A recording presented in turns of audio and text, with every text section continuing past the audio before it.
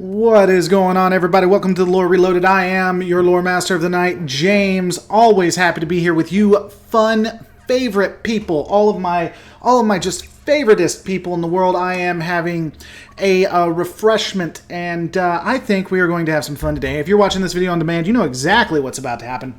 I'm about to tell you some fun stuff. You need to check me out at twitch.com/lore reload. No.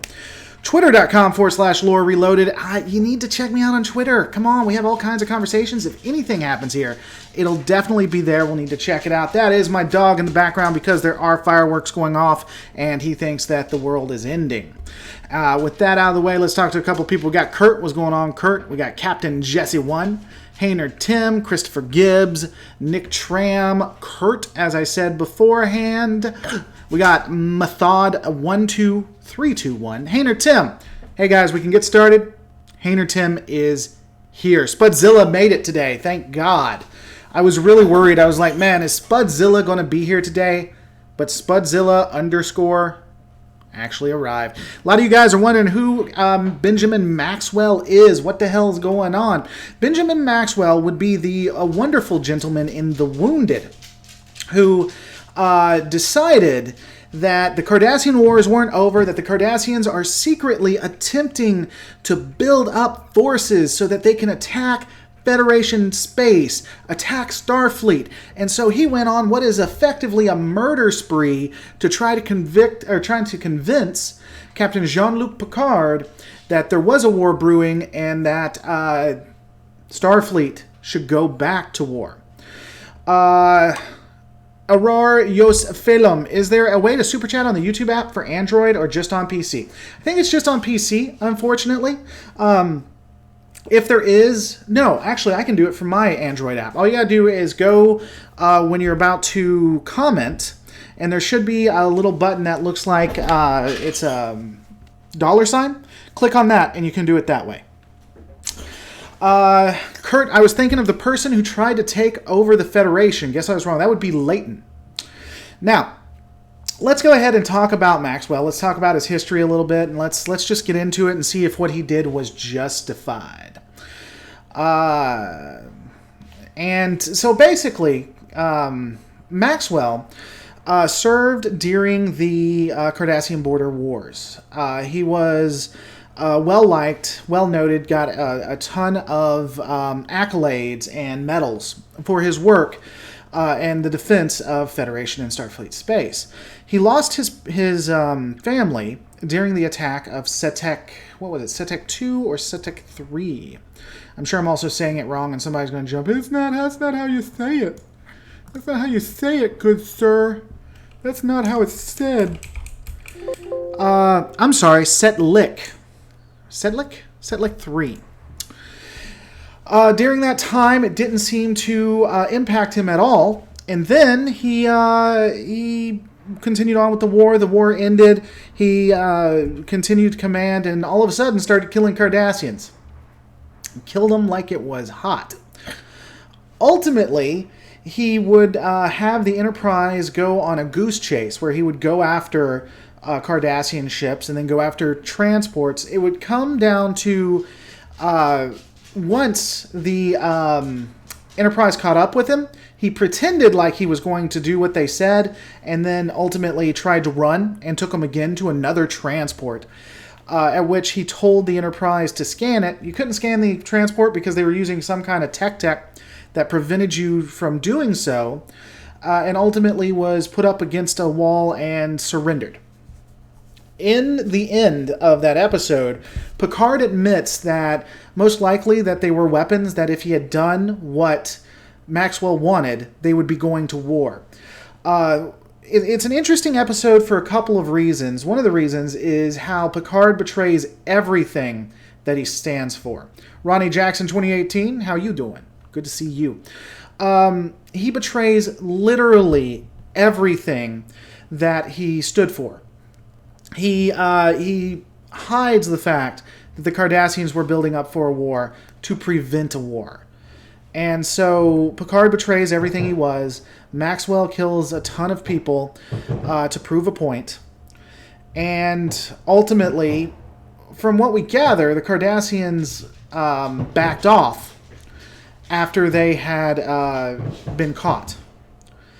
And so, yeah, and again, you guys are going to hear the stuff in the background. Captain Jesse 1 says, also in the fan series Helena Chronicles, Captain Ben Maxwell did regain his command of the USS Phoenix and updated her to the War class battleship and the Miranda added on top of the Nebula Phoenix. Okay, what's going on, Atheron? How you doing? How you doing? So the question is, Maxwell was right, for as far as we can tell. Maxwell absolutely called it. The Cardassians were building up for war. Picard completely agreed. It was hidden to prevent another border conflict. Was he right in doing what he did, or does he deserve to be in a jail? I think that is a little bit more ambiguous, if you ask me. By the way, 48 people watching, only 10 thumbs up. What's up with that? Thumb up if Captain Maxwell didn't do nothing. Thumb down if he did. Today only, by the way, you can thumb up and thumb down for absolutely free, so you want to take advantage of that. Also, while I'm thinking about it, there is a straw poll going on for what series I should do by the end of the for the rest of the year. So this month, you click on the straw poll. I just shared it. Vote for the one you want. Whoever wins. What are you? A monk? So whoever wins, I'll be doing it for the end of the year. Ryan Smith becoming a lore master. Now, let's see. Aurora Yosfelum, $10. Thank you so much for supporting the channel. It's because of super chats and patrons and viewers like you that I can continue to do this. So I made a comment on an old video of yours about a Borg theory I came up with based on your own idea. It's pretty far-fetched, but I think it's intriguing. Could you check it out sometime? I can try to go and find it. I receive 100 to 300 comments a day. So if you want to guarantee I see it, I'll try to go look. But if you want to guarantee I see it, send me an email with it to james@lorereloaded.com. If you send it now, I'll try to talk about it on air. james@lorereloaded.com. And since you say my screen name so often, it's named after my D&D character and pronounced Aetharan. Okay? Ronnie Jackson, 2018. Benjamin Maxwell was having PTSD and still having time to grief over for the loss of his family. An interesting thing about that, because we know in early TNG, when it was specifically and directly under Gene Roddenberry's control, and I'm not sure when the Wounded happened, this could still be under Roddenberry's control, the humans were supposed to be so evolved that death didn't impact them. A child didn't get upset when parents died. And I wonder if that was a callback to Roddenberry, or Roddenberry specifically wanted that. If not, then yes, it would be an extreme form of PTSD, and he never really got over what was going on. You know? Let's see. Would the Dominion War happen if the Federation went to war when Maxwell and the USS Phoenix exposed the Cardies? I don't think it would have went over the exact same way unless the Federation continued to fight the way that they did. If Starfleet had ended it there and pushed the Cardassians back like they should have, the Dominion would have never been able to use the Cardassians as a foothold. Full stop. The Starfleet, for all intents and purposes, because of its naivete, because of its pacifism in the TNG era, absolutely facilitated the Dominion foothold. Now, the Dominion may have been able to get a foothold in other ways, but when it comes to the Cardassians, absolutely. They had a chance to do it during the Dominion or during the Border Wars. They had a chance to end it during the Klingon-Cardassian War. No matter which side they actually went with, if they went with the Klingons and just curb stomped the Cardassians, or if they allied with the Cardassians and pushed the Klingons back, both of those would have prevented the Dominion from getting a foothold within the Alpha Quadrant. Just so many different options and abilities. Monk says, I think that Benjamin Maxwell was misunderstood. I think Picard was too hard on him. Yeah, I mean, again, it goes back to that pacifism, that I'm better than you mentality that the heroes had, you know? Aetharan, Yes, Roddenberry specifically forced the whole "we don't mourn our dead" thing with the kid when he started losing creative control. That idiocy died. I agree. The funny thing is that Roddenberry had the greatest idea for a series, for a universe. It was excellent. He just didn't know how to write it well. Anytime he wrote it, ratings went down. People didn't like it. Anytime he didn't have control of it, ratings went up.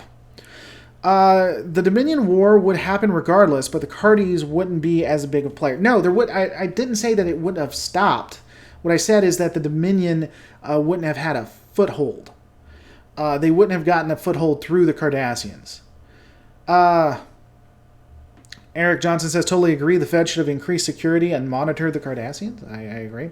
What if the Dominion used the Federation as a foothold to the Alpha Quadrant? Could any of the other powers have stopped? No, if there was a Dominion Federation alliance, that's ball game. That is the ball game, good sirs. But looking back at Benjamin Maxwell, what do you guys think? Was it right to put Maxwell in prison, which is what they did, or should they have let him go? Bonus points. Bonus points here. Would even if Maxwell was in the wrong, should they have went to war with the Cardassians? Should they have searched it and stopped it? And then I gotta wait the 30 seconds while everything's exploding in the background and my animals are going crazy. I'm surprised my kids haven't woke up. Oh, man. I love living in the country, but living in the country means that I gotta deal with this. Roddenberry's lawyer did most of the writing. Goes to show you. Yeah, I've heard that before. Don't know how much I put into it, but I have heard that. But yeah, so... I mean, again, I don't want there to be too much dead air here while I'm waiting for you guys. I mean, personally, I do think he should have went to prison. Like Hainer Tim says, prison, sometimes it sucks to be right. I do think he should have went to prison. He killed innocent people. Well, yeah, I still think even if those cargo ships had munitions and such, he completely slaughtered defenseless people. So I think that there's something to be said for that. He could have disabled the ships. He chose not to. So he should go to prison. That said, Picard was also in the wrong. They should have determined if there were weapons, and if there was, there should have been consequences. I mean, this entire affair is really a microcosm of why the Maquis exist. The Federation and Starfleet would do nothing against the Cardassians. They would let the Cardassians roll all over them 10 ways from Friday, every day, all day. And so it is because of that, because they would let them curb stomp them diplomatically, that these things existed. Michael Galagos becoming a lore master. If the Federation let him go, it would cause hostilities with the Cardassians. It would cause hostilities, which would increase with the Cardassians. Yeah, because the Cardassians are a peaceful people, unless you do stuff like that. The guy did break regulations, so he got punished. I think it didn't matter, because Starfleet HQ would know about the build-up making pointless because it lost surprise. Sure. The Dominion would have to sugarcoat their ideas for a Dominion Federation. Oh, man, the Dominion would have had to done a lot for that to occur. But yeah, if the Dominion had allied with the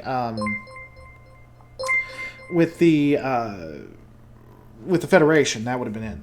Ringleader 61, becoming a lore master. What is going on? Not as awesome as Logan. It would only open up reasons for any other species to attack. So what do you mean by that? Just plain simple, Nick.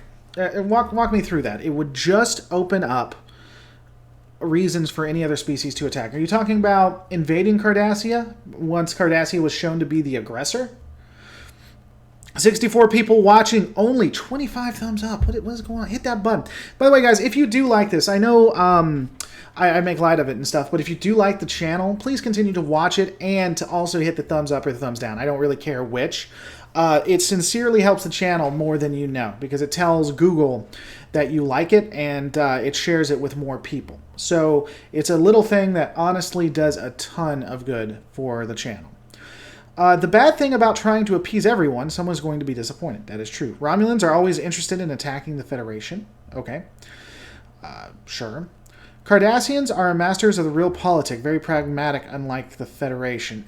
I don't know about that. I think they can be devious. They are pretty aggressive, though. Cardassians live in a resource-poor part of the galaxy, and so they're forced to move forward with that. During the TNG, so I'll disagree with you a little bit, just plain simple, Nick, saying Romulans are always interested in attacking the Federation. That may be true. I honestly think the Romulans are more interested in working in the background and causing deception. But even if we accepted they always want to attack, the Federation Klingon alliance kept the Romulans out of the game. The Romulans wouldn't dare attack either the Federation or the Klingon Empire because they couldn't take both the Federation and the Klingon Empire. I'd argue that the Romulans probably couldn't take either on its own as well, but they definitively could not take both of them. In a realistic world, the Federation peace at any cost policy would lead to a system lost every other week, and the Maquis would outnumber Starfleet inside a year. Yeah, I mean, there is some plot convenience there. And to your point, just plain simple, Nick, post Wolf 359, the fleets were in a hard place. I would agree. I would say that Starfleet was not at its strongest during the Wounded, because Wolf 359 did happen before the Wounded occurred.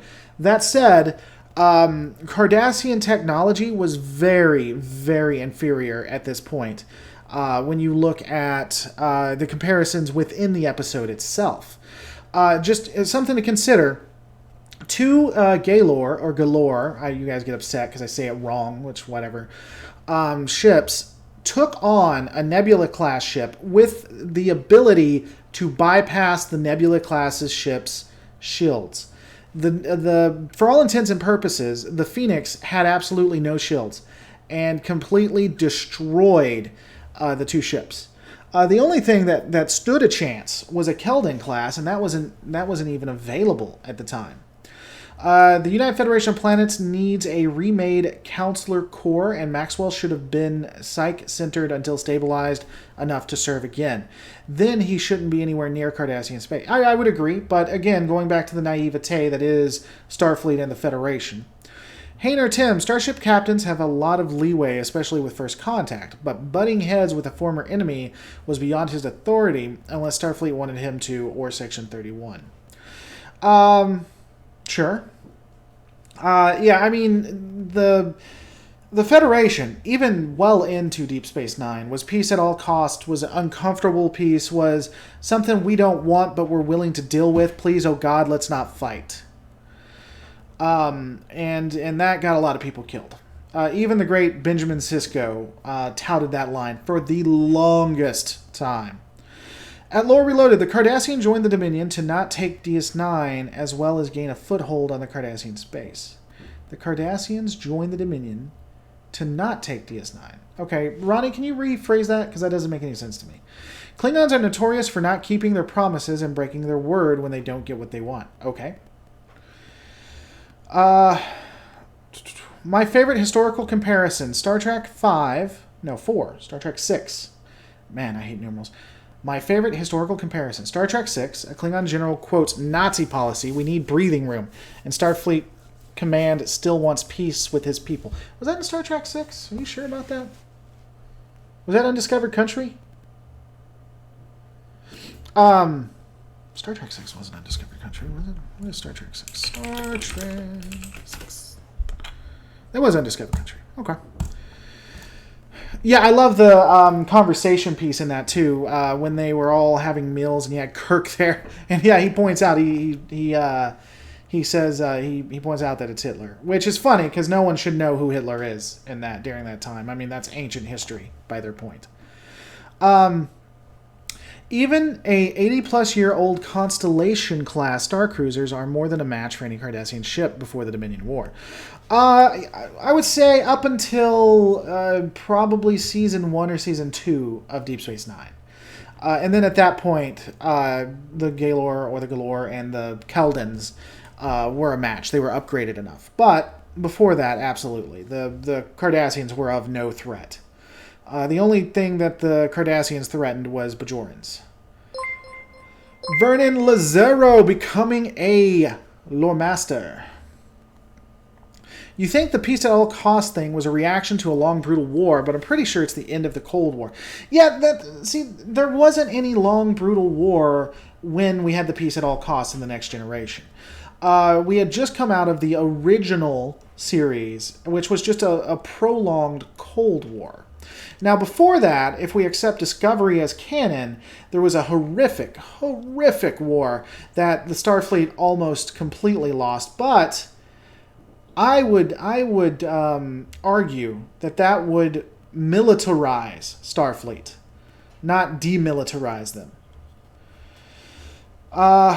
If I were Starfleet, which is in the Federation, which tries to preserve peace and lives, they should scrap the outdated Oberth and Miranda classes and make new ships. Miranda wasn't that bad, but yeah, Oberths were absolutely useless. I'm doing a breakdown of phaser technology tomorrow. And what's funny is I make fun of it because I say it has an Oberth setting, which means that it explodes. Only unlike Oberth, it causes damage. Apparently, Federation starbases constructed ships extremely quick. They did. The turnaround on Federation ships was anywhere from 1 to 4 years. And this is including Galaxy-class starships. We still learn of Caesar today. Hitler is an ancient by comparison. It would have happened only 300 years before, while Caesar was over 2,000 years ago. I dare say... No, I would disagree. And I'll tell you why I disagree. Go to anyone on the street and ask them, name one of the great campaigns or fights of Caesar. Or accurately name one of Caesar's most well-known quotes. You're not going to get a lot of people. They might know the name Caesar.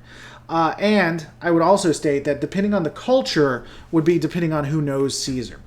Additionally, we're not just talking about ancient history. We're talking about ancient United Earth history, which additionally has the issue of the fact that you're talking with Klingons who would have no idea about United Earth history. They wouldn't care at all. As far as they're concerned, the United Earth is Starfleet. It would be like Russia knowing specific information on history of Tennessee versus the United States. It's too obscure.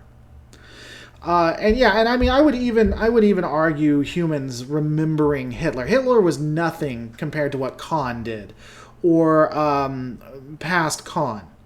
Hitler was a drop in the sand.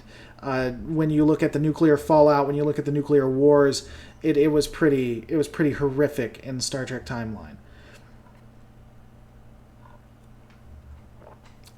So, yeah, this moved off Benjamin Maxwell pretty quickly. A few Mirandas managed to survive the Dominion War because they probably had the best crews. Nope, Darren Wagner, that is not how it happened. They actually survived the Dominion Wars because the Dominion ran out of ammunition. They couldn't kill all of the ships. So, progress, as it were. Progress, good sir. JWP2987, becoming a lore master. The Federation built Starfleet star bases within Federation space. Okay. I agree. Star Trek Axanar really should be canon. Star Trek Discovery is too far from being prime canon. I agree. All hail the Cat Master. Indeed. One wonders why he didn't say sounds like Khan or some other eugenics war dictator. Because people know who Hitler is. They don't know who Khan is. Well, it's the original series. More people would know who Hitler is than Khan. Obviously, Star Trek fans would, but if you want it opened up to a regular base of people, then that's where you'd go. Whenever people in the Federation make historical comparisons, they almost always list a contemporary for us example and then name some made-up or canon example to go along with it. And it's because you're talking to audiences, human audiences that they have to relate to. You can't just make up names and expect everyone to be okay right now. Aurora Yosfilm says, can't find it right now. I'll look for it later. Send it your way. Can you repeat your email ID? Yeah, I mean, hey, the super chats, I really appreciate them. They're one of the ways that the channel keeps going, but you can also just say that too if you had a specific question you wanted to wait for as well. My email is james@lorereloaded.com. What is on your face? Is that a disguise? Excuse me. Just have to point out, a regular guy like me can still quote at least a little bit of Caesar with some context more than 2,000 years ago. And what I said is, go find anyone on the street and they won't be able to. I would challenge you on that, honestly. I would say you are a exception to the rule. What's going on, Dr. Charisma? What were you doing? Sam Ronan brings up a good point. Same reason parties on ships like Discovery have contemporary music. This is the warship Rocinante. Love You're this. aware of our capabilities more than anyone. We're escorting a vessel of refugees away from your AO. Any ship that opens fire on us will feel the sum total of our state-of-the-art Martian arsenal rammed up its ass. We'll all die together. This is our only and final warning. Stay clear. Love that. Love that one. The problem with politics on Star Trek is at its core, it's a moral play at its heart, and that's a hard fit. Yeah, I could see that. The problem with politics in Star Trek is at its core, it's a moral play at its heart, and that's a hard fit. Yeah, I mean, politics can be difficult anyway, but especially with Trek that's supposed to be a utopia, you know? Sam Ronan, I think I already read this, but I'll read it again. Same reason parties on ships like Discovery have contemporary music. When sci-fi tries to invent future music, it often ages very badly. Agreed. A very, very cool new Star Trek show would be a temporal show, which could show us some gaps and bring up some nostalgia. It could. I don't know. I'm not big on temporal timelines or anything. Admiral Alexander, what's going on? Vinny Vici. Sure. I guarantee you that if you went up to somebody and asked them to quote something from Caesar, they would not quote that. 00083 becoming a lore master. That donation clip we just saw, what was it from? It's from The Expanse. And if you haven't seen The Expanse, go watch it. It is excellent. On my break, but recently thinking about how Star Trek humans call themselves evolved humans, free of hate and ideas of revenge. But then we have people like Maxwell, post-Borg Picard, Sisko, and Eddington. We even have O'Brien, who tries to commit suicide, or almost commits suicide. So the evolved humanity piece is simply because of the nurture and not the nature. Imperatorus says Lorebeard. Yes, Lorebeard indeed. Maxwell would beat Picard. I don't know. Picard can be pretty handy, diplomatically, as well as a good commander when it comes to battle. So I don't know that he could. Maxwell was right. He was, I agree. I think I am an internet addict. I think you are too, Dr. Charisma. It's pronounced Winnie Witty Weechy. Unfortunately, it's not. See, I live in the great United States of America. We get to decide how these things are said, and we get to decide what actually happened in history. And so it is actually Vitty Vitty Vici.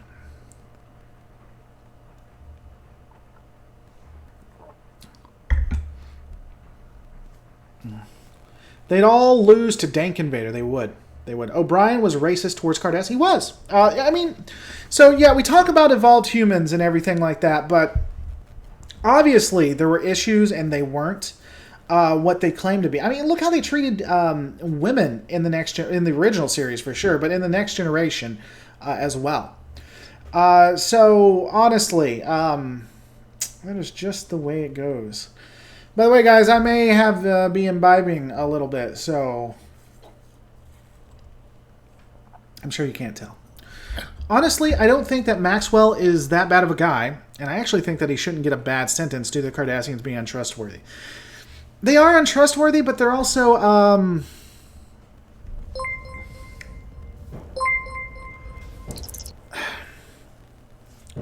he fired on innocent, and I don't know that I want to say innocent, but he fired on,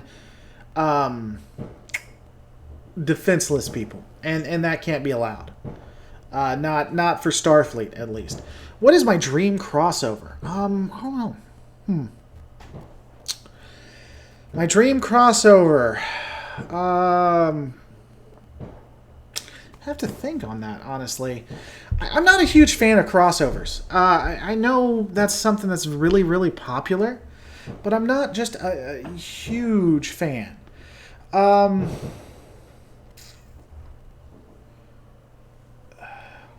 have to think on that. Because I mean, the crossovers I think of are stupid. Because I have two kids, and I wouldn't want to see any sci-fi cross. Well, I mean, maybe from what I've seen from Babylon 5, Babylon 5 and Expanse crossover could be interesting. Or Babylon 5 and Starship Troopers, just to see how they interact. Not Babylon 5, I'm sorry, Expanse and Starship Troopers. Humanity will never evolve past suffering from traumas such as murder, war, and the like, and Roddenberry can never grasp that. I wish Roddenberry was like, it'd be nice to be able to not be impacted by those things, but you're right, I don't think that we have that ability.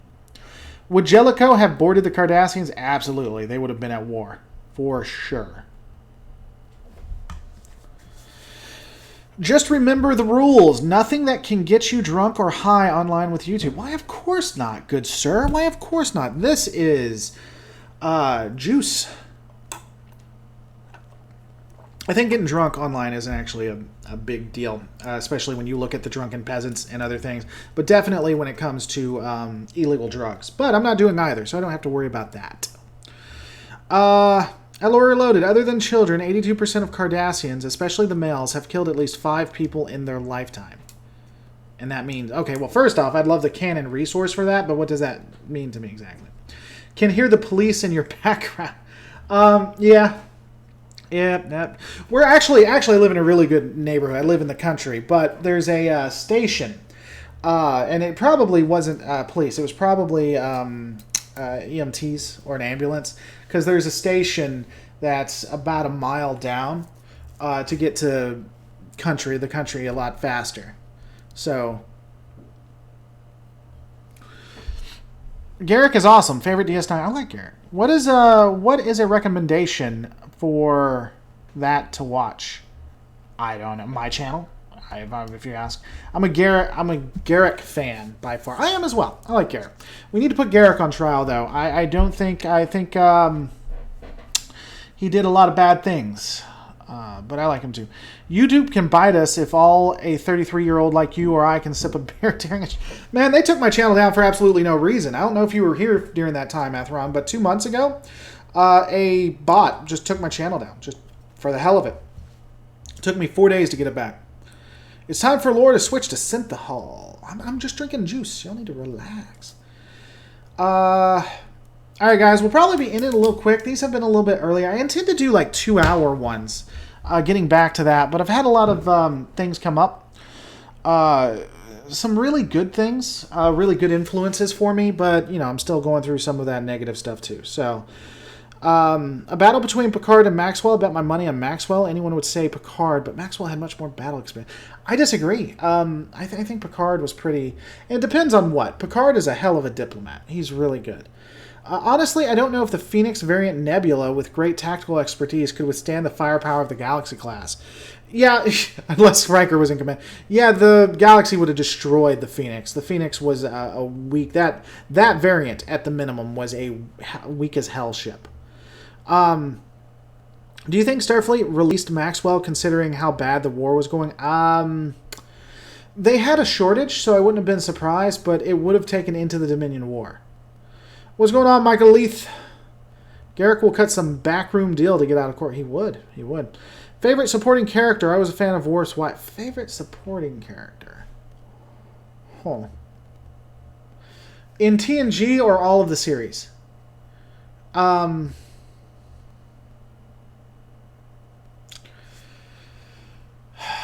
I really like Barclay. Barclay's a good character. I'd have to think about that. O'Brien was a great supporting character until they made him a main character in Deep Space Nine. Picard is not a military strategist. Picard did serve and Picard was a pretty good strategist. He's great at diplomacy, but he wasn't bad at fighting. After losing the 7th Fleet through Starfleet would have let Satan himself out of prison to save the Federation. Yeah, they would have, probably. They let Section 31 take control for all intents and purposes. How do you feel about the possibility of Picard on Discovery? I think that it would destroy the character, and I hope that Picard's not going to be on Discovery.